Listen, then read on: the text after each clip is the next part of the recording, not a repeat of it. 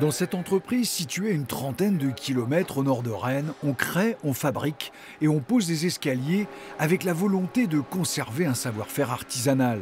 Une trentaine de personnes y travaillent et pour le patron de cette entreprise, la chute du Premier ministre n'est pas une bonne nouvelle. Alors que là, il semblait quand même si ça ne convenait pas à tout le monde, ça semblait quand même ne pas être si catastrophique que ça. On s'aperçoit aujourd'hui que le risque, c'est encore de retomber dans les mois qui viennent dans une crise politique et donc une crise économique. La démission du gouvernement. Borne, Attal, Barnier et maintenant Bayrou, sous la présidence d'Emmanuel Macron, les premiers ministres tombent les uns après les autres. Et ce n'est pas pour arranger les affaires de cette PME bretonne. Clairement, l'annonce de la dissolution l'année dernière, c'était début juin, le téléphone s'est arrêté de sonner du jour au lendemain, quoi.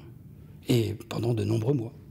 C'est-à-dire pas de commande ? C'est-à-dire grosse baisse des commandes. Les gens ne signent pas parce que ces crises politiques créent de l'attentisme et les gens ont peur d'une crise économique qui en fait n'est pas là.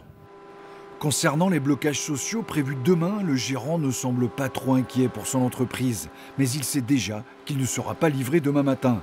En revanche, pour le patron du MEDEF 35, cette volonté de bloquer le pays ne va pas arranger les affaires et cela se rajoute à la crise politique. Aujourd'hui, c'est plutôt débloquer le pays qu'il faut et pas bloquer le pays. Donc qu'on arrive à se mettre autour d'une table, et je crois que les syndicats de salariés et les syndicats patronaux arrivent dans ce pays, même si on ne le voit pas assez dans l'opinion publique, arrivent à se parler. Nous, on a besoin de confiance. On a besoin de confiance à la fois dans les décideurs politiques et on a besoin de confiance dans l'opinion publique. Deux inconnus restent sur la table pour les patrons de PME.